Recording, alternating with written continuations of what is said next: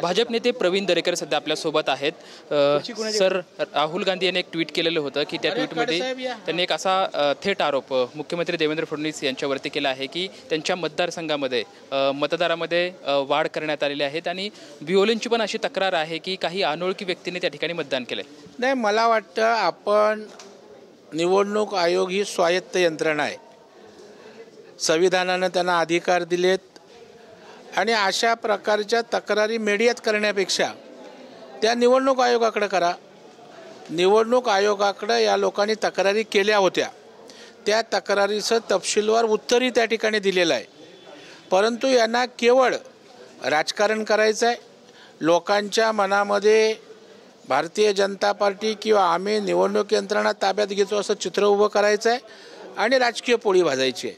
आता देवेंद्र फडणवीस साहेब यांची लोकप्रियता आपल्याला माहीत आहे, ते स्वतः वकील आहेत, ते स्वतः कायद्याचे अभ्यासक आहेत, ते अशा प्रकारे इल्लिगल गोष्टी करतील का किंवा इल्लिगल गोष्टींना पाठीशी घालतील का हे समजण्याची आवश्यकता आहे। परंतु यांचं प्रत्यक्षात प्लॅटफॉर्मवर बोलत नाहीत, ज्या अथॉरिटीकडे तक्रार करायला पाहिजे तिथे बोलत नाहीत, न्यायालय आहे तिथे बोलत नाहीत, फक्त यांना लोकांच्या मनात संभ्रम निर्माण करायचा आहे। आणि जे देवेंद्र फडणवीस साहेब या राज्याला मुख्यमंत्री म्हणून आज प्रगतीकडे वेगाने नेत आहेत, त्यांची प्रतिमा मलिन करण्याचा हा डाव या लोकांचा आहे। निवडणूक आयोगाने खरं तर राहुल गांधी यांना चर्चेसाठी बोलवलं होतं, मात्र निवडणूक आयोगाला राहुल गांधीने कुठलंच उत्तर दिलं नाही। याचा अर्थ ते पळ काढतायत ना मैदान सोडून। तुमचं म्हणणं निवडणूक आयोगाकडे मांडायला पाहिजे, जर आयोगाने चर्चेला बोलवलं तिथे जाऊन मांडा ना, परंतु यांच्याकडे मांडायला काय नाही आहे। यांचे आरोप हे निराधार आहेत आणि म्हणून ते गेले नाहीत, नाही तर आयोगाकडे जाऊन ते बाजू मांडू शकतात ना।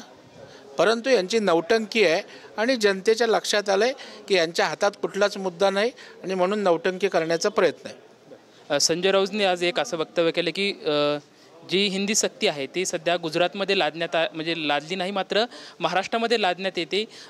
जर शिंदे गटाचे आज त्यांच्या मांडीला मांडी लावून बसले आहेत भाजपाला, तर त्यांनी भाजपाला हा प्रश्न विचारावा की का महाराष्ट्रात हिंदी सक्ती केली जाते। संजय राऊत खोटं बोलण्यात मास्टर आहेत, निराधार खोटं रेटून ते बोलत असतात।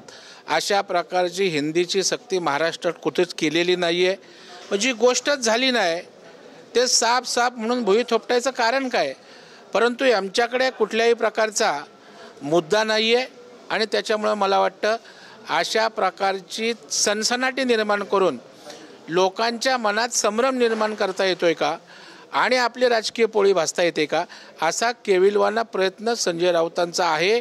ते रोज खोटं बोलत असतात, ते रोज त्या ठिकाणी थापा मारत असतात आणि त्याच्यामुळे मला वाटतं आपण तरी संजय राऊतांना का गांभीर्याने घेताय याचंही मला आश्चर्य आहे। प्रकाश महाजन मनसेचे नेते आहेत, त्यांनी पण एक वक्तव्य केले की दोन्ही ठाकरेंनी खरं तर एकत्रित यावं, जर नाहीत आले तर हे खरं तर महाराष्ट्रातल्या जनता त्यांना माफ करणार नाहीत आणि भाजप जो पक्ष आहे त्या दोन्ही पक्षांना संपवेल। नाही, मला वाटतं हे बघा, सगळ्या पक्षात मराठी माणसं आहेत का, भाजपला मराठी मतदार वोटिंग करत नाहीत का, काँग्रेसला करत नाहीत का, राष्ट्रवादीला करत नाहीत का, अगदी समाजवादी पार्टीला पण मराठी माणसं मतदान करतात, MIला पण मराठी माणसं मतदान करतात। त्याच्यामुळे मराठी माणसांचं मतदान ही काय कोणाची मोनोपोली नाही आहे।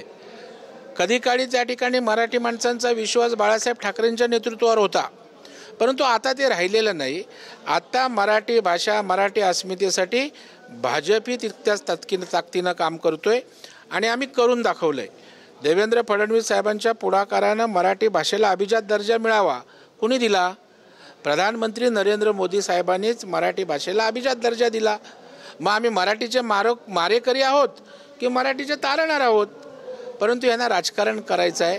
मराठी माणसांचं काही पडलेलं नाही आहे।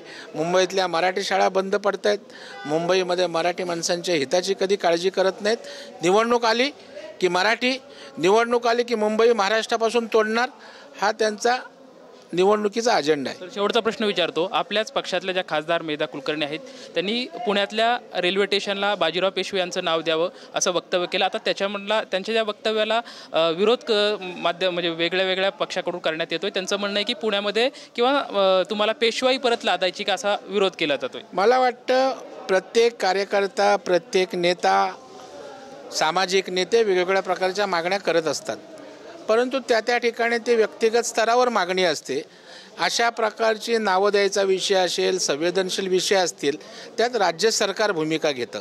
आणि महाराष्ट्राचे मुख्यमंत्री अत्यंत प्रगल्भ आहेत. महाराष्ट्र त्यांना नीट माहीत आहे, त्यांना सामाजिक इक्वेशन नीट माहीत आहेत. त्यामुळे मुख्यमंत्री आणि सरकार या संदर्भात निर्णय घेईल. आम्ही कुणाचं नाव घ्यावं आणि वेगवेगळ्या समाजात किंवा अशा प्रकारची स्पर्धा व्हावी हे योग्य नाही. महाराष्ट्राचे मुख्यमंत्री प्रगल्भ आहेत आणि ते सरकार म्हणून एक चांगली भूमिका घेतील असं वक्तव्य प्रवीणजी दरेकर यांनी केलेलं आहे. कॅमेरामॅन विशाल रायपुरेसोबत लक्ष्मण जाधव, TVN मराठी, पुणे.